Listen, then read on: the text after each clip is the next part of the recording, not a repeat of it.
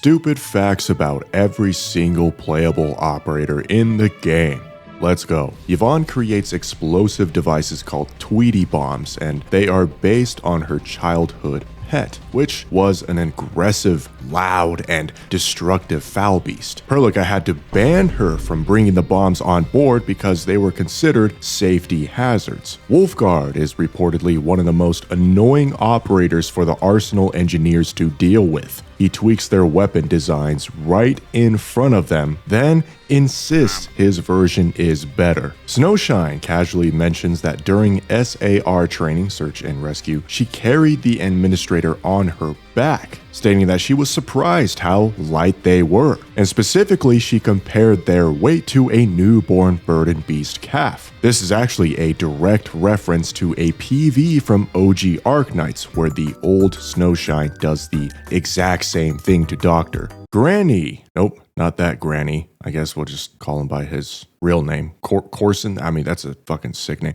Someone gifted this guy a crate of instant Shangshu hot pot. So he took it with him and fed it to his battle-hardened shield guards. The hot pot was so violently spicy, it actually caused half of his ultra-muscular Giga Chad banner to cry out for painkillers. Several of them crawled through snow, shoveling handfuls of it into their mouths, but no one complained about the cold during the 30-kilometer march afterward. Ember doesn't really have any stupid facts, to be honest, but interesting enough though, she reveals the Aglos are evolving in the north. They can now mimic human voices, and they also discovered a unregistered pattern, or essentially new species called the Sithirason. And this thing is so strange that some researchers aren't even sure if it qualifies as an Aglos at all. Avywenna. Searching this chick's name in Alloy Carrot's database returns 80 plus individuals named Avywenna, the same exact name. Her first name is Lamp, and she can drive 6 types of vehicles, including trucks. She carries so many hidden weapons that it takes her 6 minutes to fully disarm, and even has razor blades embedded in her shoes' soles. She's also intensely interested in the Endmen, so much that she started cooking dinner to extract information. Xaihi, this is kind of a short one. She lives in the server room because it's cold, and apparently enjoys Sudoku, so that's cool. Arclight built her own motorcycle from scratch and tuned it herself. The engine is a 10-year-old obsolete Originium unit from Mejsko Industries, but somehow she still made it run flawlessly. The most impressive part is the chassis. It's completely handcrafted with every weld near seamless. Arsenal engineer Semyon thought it was a military-grade hardware before learning she built it herself. Antal extended a formal interview to the Endman. No, it was Martin, not the Endman, the HR guy. That lasted nearly 3 hours just to ask if they had a humor appreciation system. He offered to test their human system personally, and this guy is passionately committed to dad jokes. He has a habit of cracking them jokes in the middle of hostile encounters, to which enemies don't exactly find amusing. He once asked the Endmen to remove their mask so he could install a beam-firing module. This actually resulted in him being forced to write a 6,000-word self-examination essay and read aloud the next day. Funny enough, he's actually self-aware enough to admit people complained about his lack of humor during school, but he still concluded that this defect had to be corrected. Thus, this turned his bad jokes into more of a personal development project. Flourite has more aliases than some operators have voice lines. Double hands, gossip monger, shots got eyes, strangleweed. This implies every gang remembers her for something different, usually on the path of violence. She was a former muscle for multiple gangs, and speed ran the entire criminal underworld before allegedly going legit. She is wanted for treason, theft, destabilizing a town, and publicly kicking a spokesperson in the nethers before fleeing. Her bounty escalated inflated from 300k to 1.2 million T-creds with a bonus for capturing her alive. Catcher described boot camp as standard, then casually revealed he spent an entire drill session arguing with the instructor mid-training. He debated on how their demonstrations deviated from the official manual, and he successfully convinced the guy to adjust before the third drill session. Estella, the only Op Z7 member who voted against every anniversary activity because it required physical exertion, then somehow caused the most cardio-intensive disaster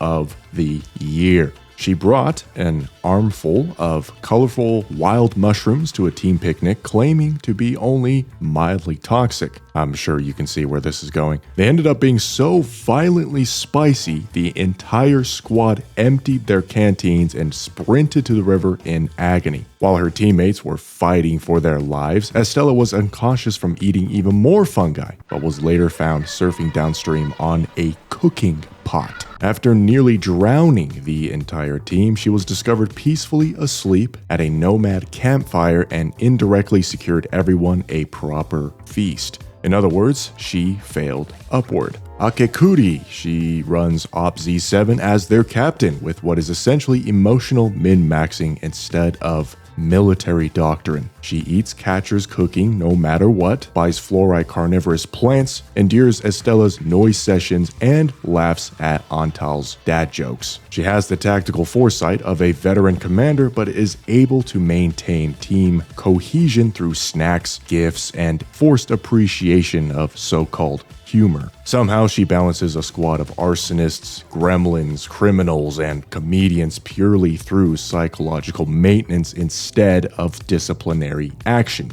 A true prodigy indeed. Lifeng once tried to figure out if he could stick his overheating mecha arm into the office fridge. He also casually accepts that Antal used the molasses, don't really know, maybe it's a translation error, he brought from home as shoe polish. Molasses does make more sense though in this case because of its color. He's also deeply intimidated by the logistic division because they're, quote, from all over the world. And not because he's racist, but because he's worried about his own accent. Japan has such overwhelming unk energy that operators trauma dump their entire life diary to him within 5 minutes while he reveals absolutely nothing about himself. He's canonically responsible for noticeable weight gain across Dijiang, most notably the Endman, meaning his cooking is either divine or a long-term conditioning strategy. Chen, at a retirement party while trimming Andre's eyebrows for some reason and with some scissors, Perlica drunkenly blurts out, "Chen has the power to make people safe." Later on, that same Perlica told an operator that Chen shoulders everyone's burdens without complaint, to which the operator replied that she just thought Chen was an easygoing person. Perlica then says this, and I quote, "Maybe she's just a little slow." Chen claims she was born without a serious need for sleep, apparently around 3 hours a day, but then has been caught dozing off during meditation sessions anyway. Her mother also gave her a simple name, assuming she'd be bad at school and forced to write it repeatedly. It was later confirmed that she was punished to write her name 1,000 times, and was indeed grateful it was easy to write. Ardelia doesn't have a stupid fact, really, so we'll just give you an interesting story instead. One day, she told wounded patients that she understood their sorrow, but was called out by a young girl who said Ardelia's healed, perfected body means she can't understand lifelong pain. Important context here is that in OG Arclight, Avywenna was terminally ill from a severe case of oropathy, but her reconvened self had it all taken away, so to speak. Her chaotic companion, Mr. Dolly, began causing havoc in the ward, knocking over medicine, kicking hot water bottles under blankets, overall creating a weird sense of warmth and confusion. She chased him into a dusty break room where it stomped on a long-abandoned piano. Ardelia took the hint and played Laevatain arpeggios into a stale hospital corridor. One piece turned into 3, and the child patients slowly gathered around her. The same girl who rejected her earlier admitted, "It still hurts, but when you play, the world becomes something worth enduring." One thing is certainly clear. Ardelia is an exceptional pianist. Alesh the fish guy runs a struggling fish shop that's actually a covert intelligence drop point. He communicates classified intel by arranging fish in specific directional patterns. And one time, a trained liaison failed to decode the fin arrangement, so Alesh had to physically throw him the correct fish to complete the transaction. And then he returned to his NPC idle pose afterward like nothing happened. Alesh claims his shop can barely afford rent since it is funded mostly by his Endfield paycheck, but then he lets customers haggle freely, run tabs, and sometimes gives away surplus cash. He was once robbed, but even the thief didn't steal anything and left a note instead. "Sorriest place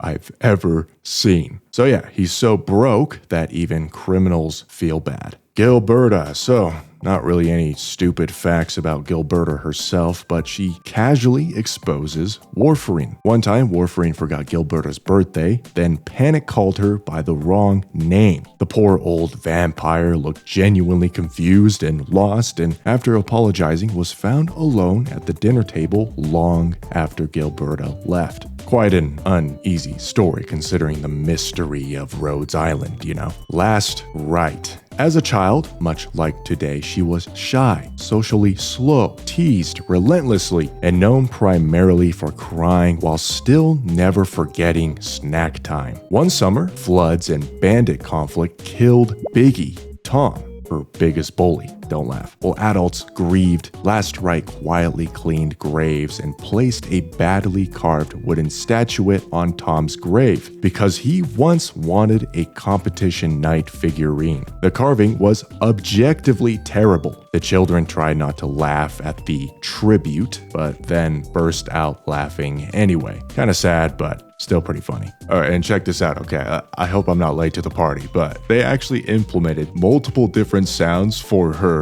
stomach growling.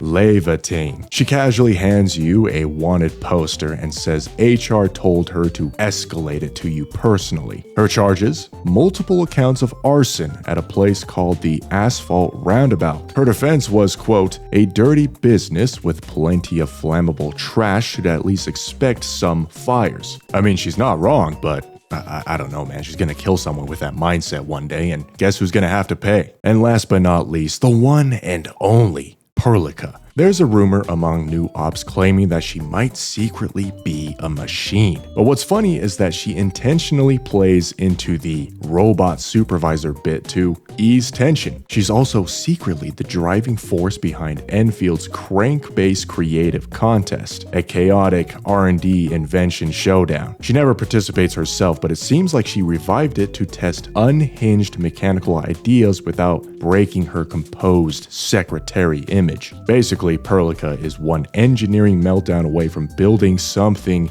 illegal, and all of us from the Endfield player base want to see that happen. So there's your stupid facts. What's your favorite? Mine's probably the one where the Endman has to pay for galactic child support because he went a little too wild a couple centuries ago.